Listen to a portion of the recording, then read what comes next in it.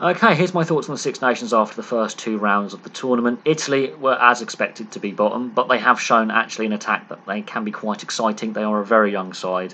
This is a complete change of pace for the Italians in the sense that there's not many experienced veteran forwards in that pack, and the back line is exceptionally young as well. And they're giving a lot of responsibilities to some very young up-and-coming talents that are actually getting game time at big clubs in Europe. So the green shoots are there.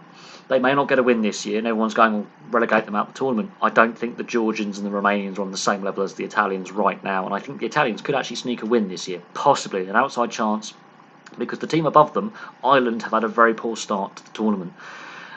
2 losing bonus points isn't great. Yes, there's a few injuries in there, and key players are injured, but I worry about their depth, especially at fly half with Johnny Sexton missing the last game. Billy Burns, I'm not sold on Billy Burns at fly half. Ross Byrne looks a bit more composed and a bit more competent. I'm surprised he's the third choice fly half, considering how he played in relief of Billy Burns going off injured in the second half against France. Ireland played better with him on the field and really started to pick up the pace and actually challenged France a little bit, but they were playing from behind, and that is a problem. I think Andy Farrell's got a very tough task ahead of him. This is the first time Ireland lost back-to-back opening games in the Six Nations since 2000. In the Six Nations era, that's never happened before. Last time that happened, it was the old Five Nations in the 90s, where they lost all 4 games that they played that year and got the wooden spoon. So Ireland are looking a bit weak and vulnerable right now, but this week off is key for them to, on the training paddock, to work out tactics, formations and combinations, because without Sexton in the side, they look a little bit rudderless at times. Penalty count's too high and they're chasing the game. So Ireland are in a very vulnerable position. The Italians could sneak a win against them. They have beaten them before when they're having a down year, so Ireland are looking vulnerable.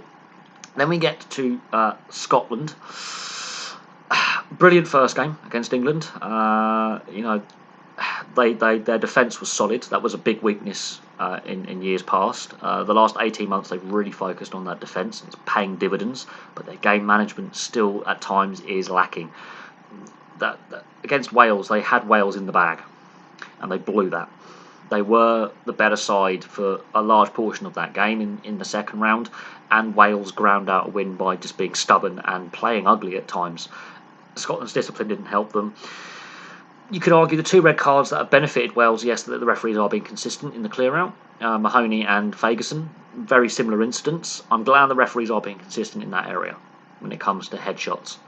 You could argue, is the rule necessary? Should they be red cards? But that's for armchair critics, really. That's where we have the debate. But I'm glad the referees are being consistent in that area. But Scotland, their game management needs to improve. Finn Russell has rounded his game off. He's not just throwing the ball around for fun. He's also, playing more structured rugby, which I think helps Scotland in getting up the pitch. And they have got players like Darcy Graham. He's a very powerful runner for a smaller man. He's very exciting to watch. England, I'm not sold on this England side. Their penalty count is still ridiculously high. That game against Scotland was atrocious from England's point of view. Yes, they played better against Italy, but they still were exposed defensively at times by the Italians, and the Italians actually gave them a good game. That scoreline doesn't really reflect the true competitiveness of that match. That was a brutal encounter. And yes, England were a bit more clinical with their try scoring, but they were given a challenge. And the thing is, discipline. And I'm not sold on Farrell being captain either, and that is a concern. The amount of Saracens players, considering they're playing in the Championship, fitness levels, intensity levels, the discipline is a big concern, and that is their undoing a hell of a lot of the time. Is their discipline is shocking. The penalty count's in double figures, and you can't win games consistently when your penalty count is nearing 20 penalties per game. Maybe in the odd game here or there if the other side are also equally poor with their discipline, and the Italian discipline isn't great, but they were leading the penalty counts for the first 2 rounds of the tournament so far for penalties, so big concern there. They've conceded the most penalties so far, and it is hurting them.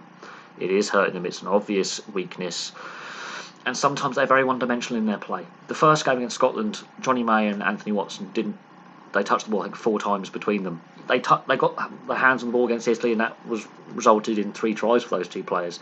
If you've got strike runners like that, get them the ball. It doesn't matter where they get the ball on the field, they need to be involved in the game. So England's game plan and tactics need to be looked at as well. Then we now get to Wales and France. Wales have won 2 games by A, having the opposition down to 14 men for lengthy periods, but B, they're winning ugly. They're not fully fluid yet. There's still a lot of criticism of Wayne Pivac as coach. His record, even with the 2 wins in this tournament as Wales coach, is not great. While Wales have won the first 2 games and they've won ugly, there are still some concerns about that team. They're not fully fluent yet, and while they've got some really great young talented backs, their forward pack, Alan Wynne-Jones, how much longer can he play? And he gave away a lot of penalties against Scotland. He is obviously in the last few years of his career. There's no doubt on that. He will most likely hit 150 caps. There's no doubt on that. But how much longer can he keep playing? And who is the next leader behind him?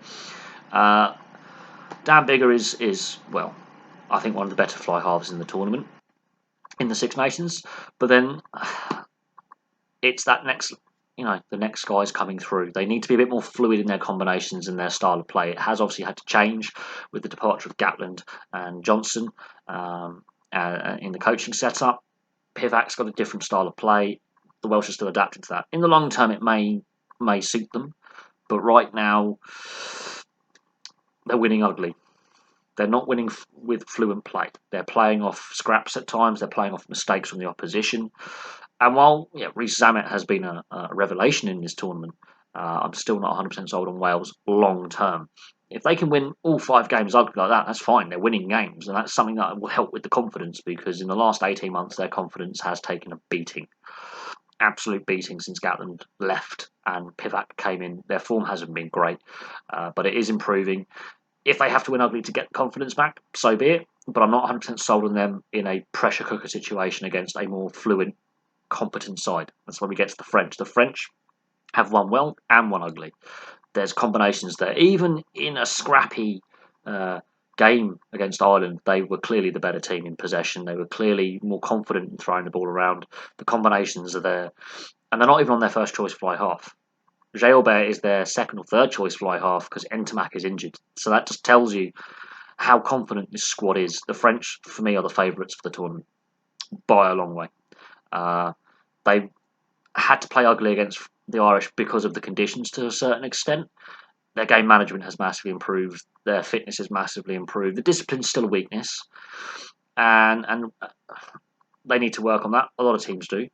But their fluency with the handling skills, the 2 tries they scored, was just every player has got handling skills that you wouldn't expect from front row forwards all the way through to the fullback. They're playing like the French of old, which is something I think suits the French style of play. A bit of unstructured flair and supporting runners, offloads. The handling skills are insane, and they were in trying conditions in Dublin. The game against Italy, they had less possession, and they put 50 points on the board. It was ridiculous. They are a dangerous side when they can start an attack out of nothing.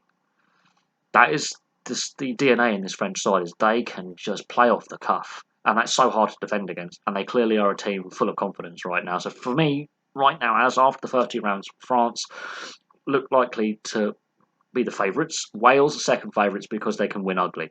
If the Welsh can click into gear and have a flowing game and play like the French with that, the combinations working and the tactics suiting the players, we could have a very, very interesting showdown between Wales and France for the Six Nations. But they're my 2 favourites. England and Scotland, game management is a problem. Penalty count is a problem. Discipline is a problem. Ireland are looking vulnerable. Italy are showing some green shoots of growth. I think it's between Ireland and Italy for the wooden spoon. I think Scotland could be an outside bet for the title. England, I think their discipline's their killer. That's their Achilles heel, is their discipline's not good enough. And against teams like Wales and France, they're going to punish you. So there we go. That's my thoughts so far after 2 rounds. We'll see what happens in round 3. Thank you very much for watching. Place your thoughts below, and I'll have some more videos for you very, very soon.